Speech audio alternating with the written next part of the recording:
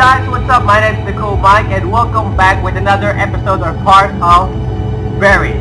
So, without further ado, let's continue. So we're now at the level 3 where we see a lot of bodies. And we're looking for this man, Sergeant something, I don't know. Because he apparently has equipment or supplies to help my friend. So, the small utility hallway is well lit. It looks as if it was designed to only be used by select maintenance workers. What goes on in this area? I asked.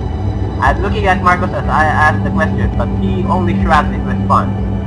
She might know, he replies, pointing to Amy. I've never been down here before. It's just a utility hallway, Amy says, but at the end there is a maintenance room. There should be a gun or two in there. It's also the most direct path to the hangar entrance. As we walk quickly and quietly down the hall, I take a glimpse ahead and feel the hair on the back of my neck stand on end. The lights become more sparsely spaced and it's impossible to see just how far the hall extends into the darkness. This hallway has the occasional trace of bloodshed, but nothing like the main area we've come from. We continue further down, and just as I began to see what looks like a large metal door further ahead, I hear yet another shrill sound. This one sounds further away, but no less demonic. How many of these things did you see? Dennis asked. And Dennis asked Amy. 3. But that's just what I saw. There could be more. What did they look like? Dennis asked. Can we talk about something else? Yeah, what are we dealing with? Yeah, maybe we should know more about what we're dealing with. I don't even know how to explain them, she says. Monsters, that's the only word I can think of. My mind seems to struggle just trying to understand what I was seeing. They're big and they seem to jerk around every few feet or so. They look like they're made of light. That's about all I know for sure. You know, my ex-husband always said I'd let my work kill me. She continues, seemingly unable to stop herself. I mean, I doubt he imagined this exact scenario, but still. As we make our way to the hangar doors, another high-pitched noise rings out. Angrier now. Abby stops walking, causing all of us to stop and turn to her. We have to do something to slow these things down, he says. No, Marcos snaps. There's no time. We need to distance ourselves and get to the hangar fast. Abby ignores him, deep into thought. There's an old hydraulic door set into the wall. Right here, she says. It hasn't been used for years, though. She looks at me, pleading her case. Together we might be able to pull it close behind us. We give those things back. Those old hydraulic doors weigh a ton, Marcos says. There's no way it will work. Roger, Abby says. What do you think? They'll have a harder time getting to us if these doors are locked. Look, Marcos shouts. Look, Marcos shouts. Turn to me. We need to get to the hangar. Now.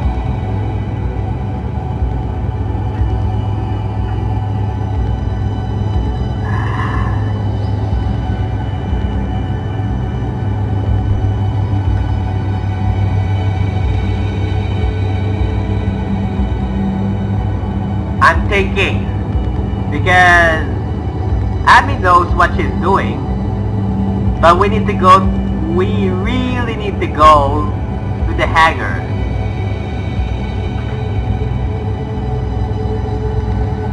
Fuck. What do you guys think?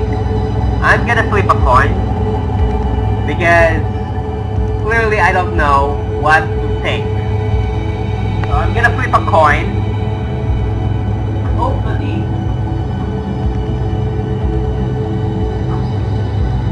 I'm just gonna flip a coin. Get a coin. If it's heads, then I'll go to the first choice, which is let's stop and close the doors first. And if it fails, let's keep moving to the hangar. So I'm gonna flip the coin. And if it's heads, we're gonna close the doors, and if it fails, we're gonna go to the hangar. It's heads. So we're gonna go to the hangar. I mean, no, we're gonna close the doors. Apparently that's important. So I don't even know if I screwed that up. Damn it, Marcus says. We don't have time for this. Abby ignores him and starts feeling along the hallway wall for a group. Dennis and I start looking as well. A minute passes, then I see a metal frame that runs from the floor to the ceiling. Is that it? I asked. Yes, Abby said. I looked at the floor and see an old metal track that runs along the frame. Let's move it, I say. Abby, Dennis, and I start pulling as hard as we can, but it barely budges an inch. Oh god. Behind us, that the static noise rings out again. My heart seems to stutter, and Marcus lets out a little whine. We're running out of time. We need to go, Marcus says. Marcus screams. Those things are getting closer every second. This isn't working. Let's go. Help us. Maybe Marcus could help and start yelling. Yeah, let's tell it. Maybe we could give us time. It could work. It won't make a difference, he says. We. Shut up and help us and then we'll find out, I shout. Reluctantly, Marcus walks over and grabs the door. We all groan as we strain to pull. It starts inching slowly and then begins moving steadily. Once we get it started, it slides easily. As we near the wall, closing up the hallway behind us, I think I can see the merest glimpse of an all-illuminated shape in the darkness. It's cut off by the slight of thump of the hydraulic door being pushed against the frame in the opposite wall. Ambi turns a lock into place. Great, now let's haul ass, says Marcus. We all turn and get moving again, still feeling unsure about our prospects. The fact that yet another shrill noise sounds out elsewhere in the facility is not calming. And then there are two of them. It's almost like they are calling out to one another. The door to the hangar sits up ahead like the entrance to some enormous labyrinth. Okay. Oh boy. That can't be good. When we reach the hangar doors, I get a true sense of how impenetrable they are. A computer terminal is mounted on the wall nearby and has a blinking red light. Any idea what this means? I ask. It's an automatic lock, a failsafe from the lockdown, says I never been down here before, Marcus says. If I had known this door was here, I would have opened it earlier. How? Amy asked. The fear in her voice is more present than ever. From the command center, he said. You need an override from there first. Then use this terminal to open the hangar door. The command center on the second floor, I asked. The command center on the second floor? Command center on the second floor? I asked. Yeah, Amy shakes her head and lets out a nervous laugh. Are you kidding me? She asked. We just pulled that hydraulic door and block off the hallway, remember? If we want to get into the hangar, we have to get back to the command center, Marcus said. Isn't there another way? Turning to Marcus, Amy replies, well, there's another elevator, but we'll need to go to the biochem storage. I need to stay with Dennis so he can rest, I say. You two go. You know your way around this place. And you know the controls, Marcus. Fine, Marcus says, but we'll need to be on. Give the gun to Amy? Give Amy the gun or give Marcus the gun? I'm gonna give the gun to Marcus because it's probably much more smarter. You gave Marcus the gun. I hand Marcus the rifle and he turns to go. Amy gives me a concerned look but follows along behind him. Once Amy and Marcus make it a good distance down the hallway, Dennis lets out a nervous laugh. And then there were two, he says. Dennis looks much better, but he still needs to use the wall to stay standing. Didn't Amy say that there were guns and emergency kits in the maintenance room near the hangar doors? I asked. Yeah, I think so, Dennis says, looking exhausted. I look ahead and see the door to the right that reads maintenance. Might as well give it a try. I go to the door and try to open it and find that locked. Kick it down or push it with my shoulder. Let's try to push it. That's not create noise. Kicking down will not help. I give it a hard shove but it doesn't budge. I'm about to try again, but there's when I hear a dry choking sound from just down the hallway. Barely audible, but it is not my imagination. My first thought is that it's one of those things, one of the monsters. But after calming my nerves and assessing the sound, it's more like a person. I think about how angry and on edge Abby was when she turned to leave, as well as how scared Marcus had looked. Alarm bells sounded in my head, and before I knew it, I'm heading back down the hall away from the hangar doors. Stay here, I'll be right back. I whisper over my shoulder to Dennis. See if you can figure out how to get into the maintenance room. Where are you going? He asked. I don't bother answering it, as I bound through the door where Abby and Mark went. Okay. Let's still continue. Oh God.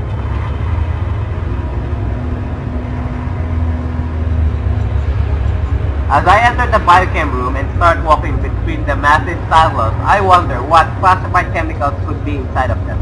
I am fully expecting one of Amy's creatures to come flying out from the intersection of poles up ahead. I think I hear something, a skittering noise like something moving quickly. I run ahead so fast that I almost trip over two people in a life or death struggle. My mind tries to process what I'm seeing, but it makes no sense, not at all. Marcus is on the floor with Amy pinned beneath him. Oh my God, what the fuck? He has his rifle at her throat, pushing her down to the floor and choking her with it. Her face is turning purple and her eyes look like they might pop out of her head. Marcus sees me coming out of the hallway, but acts as if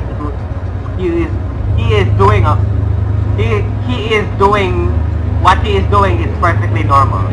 Killing someone is not normal. What the hell are you doing? I'm gonna stop him. I'm gonna freaking stop him. I don't care of the reason. He's gonna kill her. I start rushing towards him before I really know what I'm doing. I bring my fist down on the hard arc across the bridge of his nose, and I'm rewarded with a thick crackling sound. He cries out and he falls to the ground, looking at me as if he doesn't understand why I punched him. On the floor, Amy clutches at her neck and gasps for breath. I start to fear that I was a moment too late, just as I see that the rifle has been thrown upon the floor. Marcus seems to notice this at the exact same moment that I do. Go for the rifle, hit Marcus. I'm gonna hit Marcus. Punch that bitch. I deliver a surprisingly strong blow with my right hand, clipping his chin from the upward position. I'm in the process of planting a knee in his chest to hold him down where his left foot comes out of nowhere, landing hard. Oh my God. The kick catches me squarely in my ribs, knocking the breath out of me. What the hell are you doing? He yells at me. By killing her, I'm saving us all of this. Saving us. All of this was her fault. I sense that she truly believes this, but if that's the case, then why not just shoot her rather than strangle her with the rifle? The answer is simple. We would have heard the gunshots and or those things would have come running. He wanted to kill her quietly. And then what? Would he have done the same to Dennis and me? It seems fitting, really. When we first came upon Marcus, he had a gun on us. It's been so relieved to see another human being that I had understand just how unhinged she was. Marcus and I both dive for the rifle, still laying on the floor, and he starts wrestling for possession, but I'm not confident I'll come away with it. As we struggle, he starts inching the muzzle of the gun towards my face, a position I did not want to be in. I start pushing back hard, but this thing accidentally fires. I'm not sure where I'd prefer the bullet to go, especially in this room full of chemical tanks. Force the muzzle towards Marcus, force the muzzle towards the tank. No, let's not blow ourselves. I'm gonna go to Marcus, not the tanks. I grunt as I push the muzzle and point towards his face. Realizing he is literally looking down at the barrel of a gun, Marcus knocks his head out of the way. This makes him lose leverage, allowing me to yank the gun from his grip. I get at my feet as quickly as I can, smuggling the rifle back around on him. For a moment I think I've knocked him out, but his eyes flutter. He looks at me as if I betrayed him. Her people, he says. It was them that did this. She deserves to die. She did this. That's crazy, dude. No, she doesn't. It's her work. I look at Abby and wish I could help her. I'm relieved to see that she's managing to draw in a few breaths. Her legs move as she tries to push herself into a sitting position. You wouldn't know, Marcus says. You didn't work here, under their secrecy. You don't know what it was like to. He surprises me by lunging towards me, leaping from the floor like a human projectile. I don't have time to aim carefully. I have to react fast.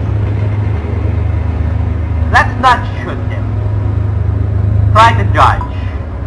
Shooting is gonna create noise. His aim is poor and his strength is failing, so I dodge him easily. I don't want to have a gunshot go off and alert those creatures to where we are. Make a hard job on the butt of the rifle, striking him in the chest. Something crunches and he lets out a whoosh of air. He crumples for a moment and then goes to his knees. He roars in pain on the floor. Only after a few moments I realize that they are not purely screams of pain. That bastard is calling for them, calling for those creatures to come for us. This place is evil, along with everyone involved. He wails from the floor. If you are taking her side, then you deserve to die too. If you want to stop me, you better do it now, you coward. Really, dude? The rage is in his eyes at Amy as well. As towards me for stopping him, makes me think that he'll deliver on his threat. I raise the rifle again, every urge in my body wanting to make sure he doesn't come back to bite us. But I'm not a violent man. I could easily not kill him, not just leave him behind.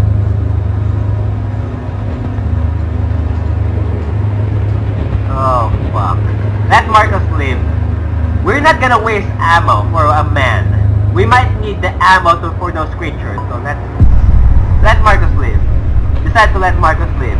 Just like when I could barely shoot early as he was coming at me, I can't bring myself to deliver a kill shot. We can't kill him, we're not like him. I ignore him and lean down to Abby. You okay? I asked. She nods slowly. Have to go, she said. Her voice raspy. They'll be here any minute, too much noise. I have to hold her arm and she can get to her feet. We start forward and then I think we should go back to the hangar door. I say, I can't just leave Dennis there. There's no time, Amy said. You need to come with me up to the command center now. We'll be back for him soon.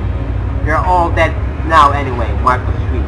If they don't get you, I will. He laughed manically after saying this, hooting like a madman, as if in response a high-pitched noise tears through the hallway. I seem to feel it in my bones. They're following his noise now, Amy said, her voice still weak. She takes off away from Marcus, quickly towards the other elevator she had mentioned moments ago. I followed her. As we move out, I hear Marcus slowly push himself off the ground and stumble off, slipping in between the tanks and disappearing. We start running, and after the first few strides, another noise sounds out. It sounds mechanical, but at the same time, it also reminds me of a recording I've heard of Pulangco. A sound of metallic creaking and crashing echoes to the door I came into. They reached the hydraulic door. We pulled, Amy said. Confirming what I'm thinking, the sound grows louder as it clears their struggle with it. Which is good, we have a bit more time. Oh good, the door helped. The hydraulic doors help. I speed up my step to follow Amy as she leads the way to the other elevator. She's panting fiercely, but pushes on. I can hear something rattling in her breath like the result of Marcus' attack. This makes me imagine how his cold, uncaring eyes must have looked staring down at her as she tried to deliver her to death. How she is still forging on is beyond me. I'm sorry about Marcus, I say. It's not your fault, she interrupts. When you handed him the gun, you didn't know he would use it on you. I just hope we can find a way to survive this mess. Well, we'll be fine, don't worry. Don't say anything. I'm gonna keep her spirit up. I'm not so sure, she says. Her eyes fixed straight ahead. I'm not sure I can blame her. I had just wanted to say something encouraging, I guess. The elevator doors slide open slowly. At the moment, we hear something behind us. A strangled sort of whistling sound. We step inside and turn around to face the biochem room. Thankfully, we've been given a few moments to spare. The elevator doors remain open for 3 seconds before they start to slide close again.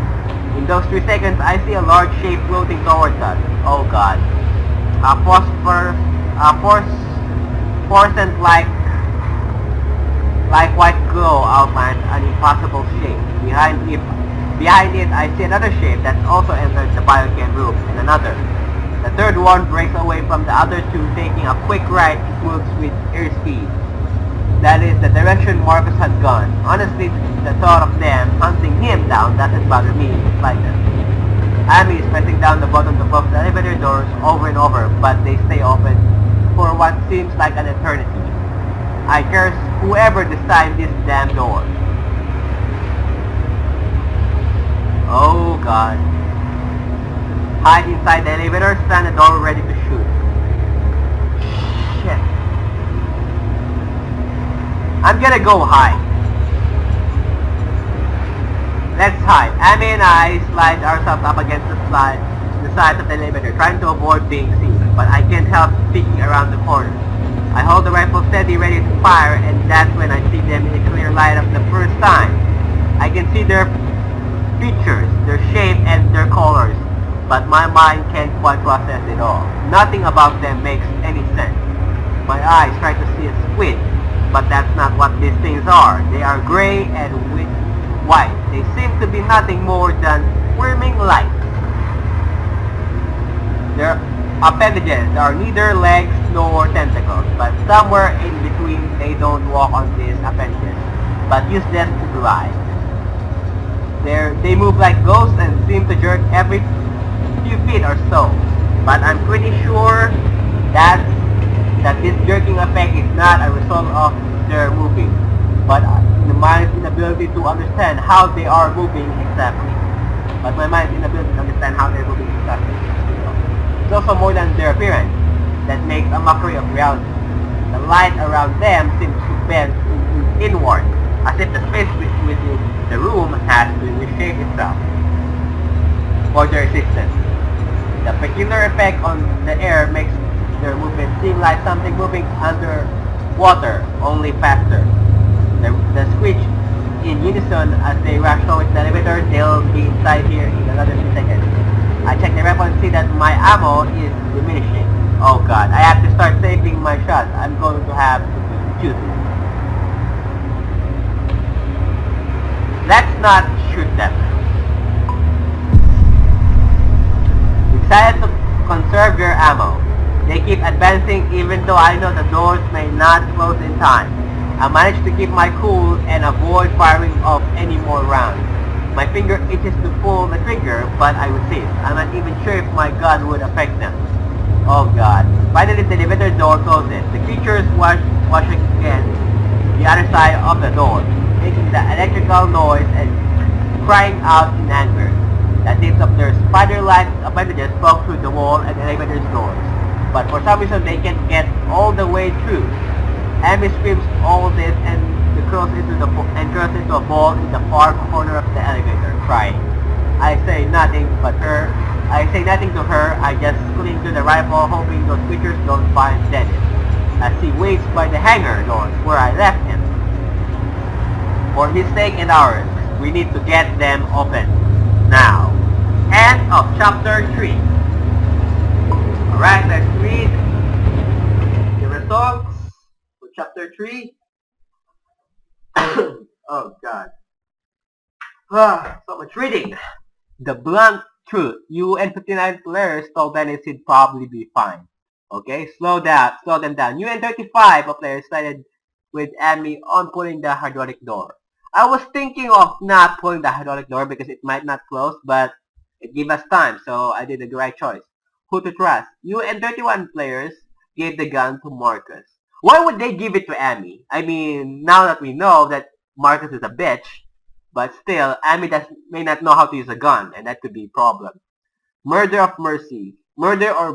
You and 58 players left Marcus alive. We should not waste ammo. We needed more, obviously. Now or later, you and 68 players conserve your bullets for later instead of shooting the creatures. Oh, that's good. So, yep. Begin chapter 4. But I'm not gonna begin chapter 4. I'm gonna end it here. Hope you guys enjoyed this episode or part of Buried. If you enjoyed, leave a like. Also, don't forget to subscribe down and be part of the awesome clan. And as always, I will see you guys next time in another brand new video. This is Dacoolmike signing off. Goodbye.